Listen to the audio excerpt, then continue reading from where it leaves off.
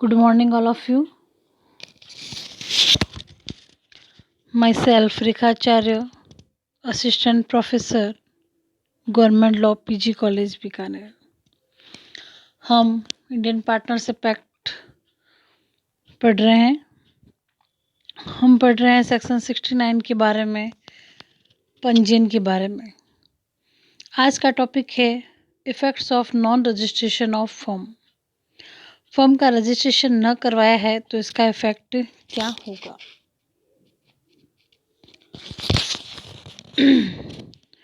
तो effects of non registration of firm करवाने के क्या परिणामों के, रजिस्ट्रेशन करवाने के क्या फ़ायदे हैं, ये भी हमने देखा है।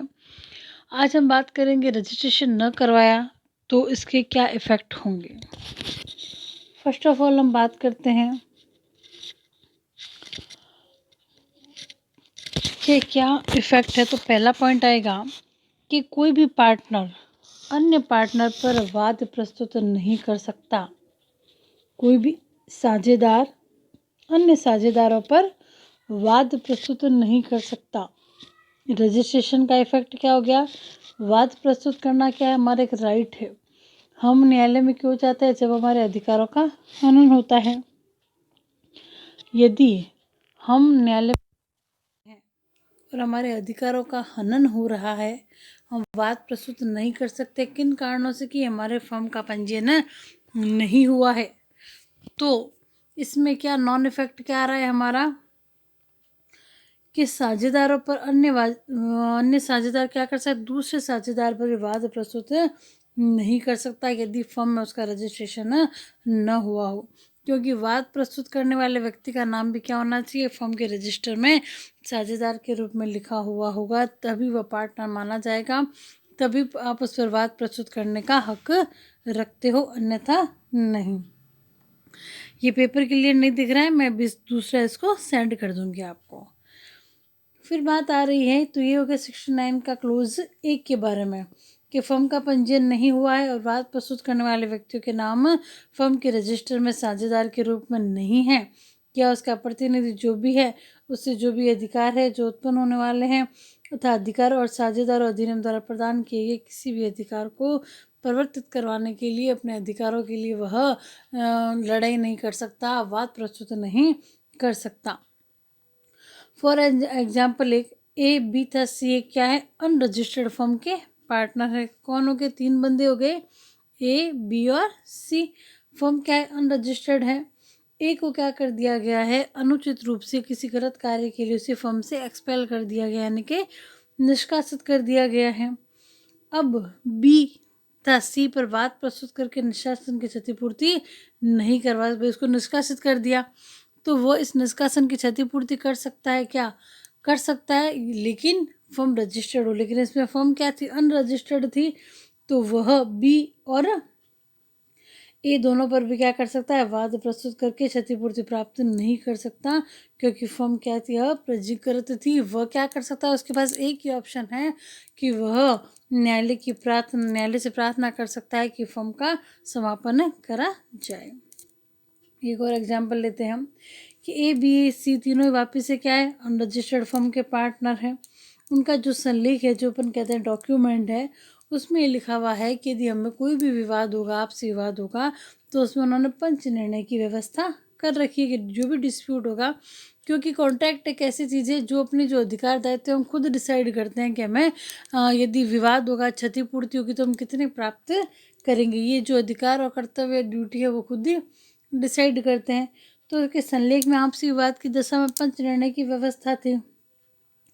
प्रावधान तो क्या कह रहे हैं, कि जैसे ही कोई डिस्प्यूट होगा, कोई विवाद होगा, तो क्या करे, लेकिन अंतर क्या कर रहा है, ए जो है अपना पंच नियुक्त कर देता है, जो दूसरे 2 पार्टनर है बी और सी इनकार कर देते हैं।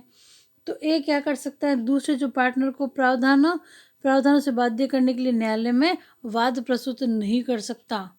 वे 3 बंदे थे, पंच निर्णय की व्यवस्था है, लेकिन 2 में से एक ही बंदा ए ने क्या कर दिया, एक पंच निर्णय को नियुक्त कर दिया, लेकिन बी और सी इस बात से सहमत नहीं है उस पंच निर्णय से। तो ए इस बात को मनवाने के लिए कि ये पंच निर्णय कर दिया गया है, बी सी इस बात को इससे इनकार कर रहे हैं, तो इसके लिए वो न्यायालय में वाद प्रस्तुत नहीं कर सकता, क्योंकि वो प्रावधानों से बाध्य और फर्म अनरजिस्टर्ड है। यह जो मामला ऐसी स्थिति आया था कि सुप्रीम कोर्ट के निर्णय पर आधारित है। यह बात जगदीश चंद्र बनाम कजारिया ट्रेड्स इंडिया लिमिटेड के मामले में यह बात आई थी।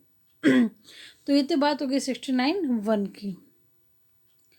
अब बात आ रही है कि फर्म किसी भी दूसरा जो पॉइंट है कि फर्म भी किसी साझेदार के विरुद्ध वाद प्रस्तुत नहीं कर सकती है, कि जब तक फर्म का रजिस्टर्ड न हो जाए वह किसी पार्टनर के विरुद्ध अपना वाद प्रस्तुत नहीं कर सकती, क्योंकि उसका एक पृथक वैधानिक अस्तित्व नहीं होता। यदि वह रजिस्टर्ड होगी तो उसका एक पृथक वैधानिक अस्तित्व होगा, तो पृथक वैधानिक अस्तित्व नहीं है तो वह किसी साझेदार के विरुद्ध वाद प्रस्तुत नहीं कर सकती है। थर्ड बात आ रही है कि कोई भी साझेदार भी फर्म के विरुद्ध वाद प्रस्तुत नहीं कर सकता, तो वाइस वर्सा हो गया, साझेदार फर्म के विरुद्ध नहीं और फर्म साझेदार के विरुद्ध नहीं। फिर पढ़ रही है 69 का ही टॉपिक चल रहा है। 4th नंबर पे क्या बात आ रही है कि कोई भी अनरजिस्टर्ड जो साझेदार है फर्म तथा अन्य साझेदारों पर विवाद प्रस्तुत नहीं कर सकती, क्योंकि अनरजिस्टर्ड साझेदार है फर्म है, क्योंकि फर्म तो पंजीकृत है किंतु फर्मों के रजिस्टर में कि साझेदार का नाम नहीं लिखा गया है, तो वो साझेदार क्या माना जाएगा, फर्म का साझेदार नहीं माना जाएगा और उस पर विवाद प्रस्तुत नहीं किया जा सकता है। अब बात आती है कि फर्म साझेदार के विरुद्ध नहीं कर सकती है, दूसरी फर्म के विरुद्ध वाद प्रस्तुत नहीं कर सकती है। क्या थर्ड पार्टी के विरुद्ध वाद प्रस्तुत कर सकती है, तो नहीं। तो फर्म अन्य पक्षों के विरुद्ध विवाद प्रस्तुत नहीं कर सकती जिसका पंजीकरण नहीं हुआ हो। लेकिन इसका अपवाद क्या है कि साझेदार एक साझेदार पर नहीं कर सकते, हम पढ़ रहे हैं, फर्म दूसरी फर्म पर नहीं कर सकती, फर्म साझेदार पर नहीं कर सकते, साझेदार फर्म पे नहीं कर सकते, लेकिन जो थर्ड पार्टी है उसका कोई भी प्रभाव नहीं पड़ता है, चाहे फर्म रजिस्टर्ड हो या अनरजिस्टर्ड हो, उसके अधिकारों और हितों का ध्यान रखा जाता है। तो अन्य जो पार्टी है वो फर्म के विरुद्ध वाद प्रस्तुत कर सकती है, फर्म का पंजीयन न होने से उसके अधिकारों पर कोई भी प्रभाव नहीं पड़ता। यह बात आ रही है 69 की क्लोज 3 के अंतर्गत। जो हम सारी बातें पढ़ रहे हैं कि फर्म अन्य फर्म के विरुद्ध साझेदार के विरुद्ध, तो वो चलिए 69 का क्लोज 1।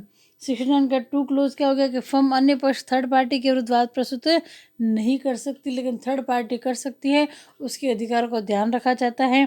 यह बात आ रही है 69(3) के अंतर्गत। अब बात आ रही है कि सेट ऑफ की मांग नहीं कर सकती है। सेट ऑफ का मतलब मुझे, यानी कि जैसे कि 10,000 रुपये आपकी मेरे पे उधारी है, लेकिन मैं 5,000 रुपये आपसे पहले से ही मांग कर रही हूँ, तो कितने रुपए देने पड़ेंगे मेरे को, 5,000 रुपये।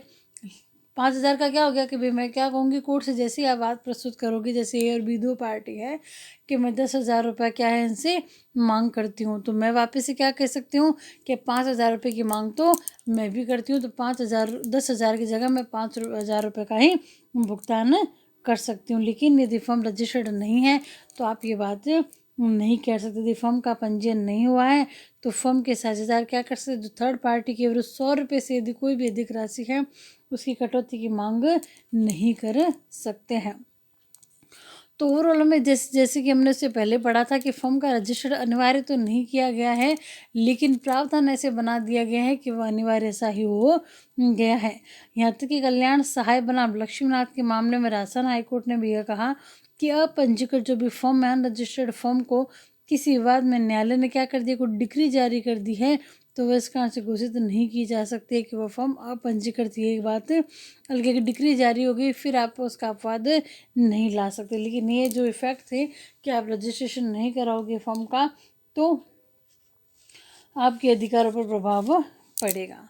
अगली क्लास में बात करेंगे कि यदि पंजीयन फर्म चाहे रजिस्टर्ड हो चाहे अनरजिस्टर्ड हो, कौन से अधिकार है जो अप्रभावित है, जो नॉन अफेक्टेड है, जिन पर इसका कोई प्रभाव नहीं पड़ता, वो बात करेंगे हम अगली क्लास में। तब तक के लिए धन्यवाद।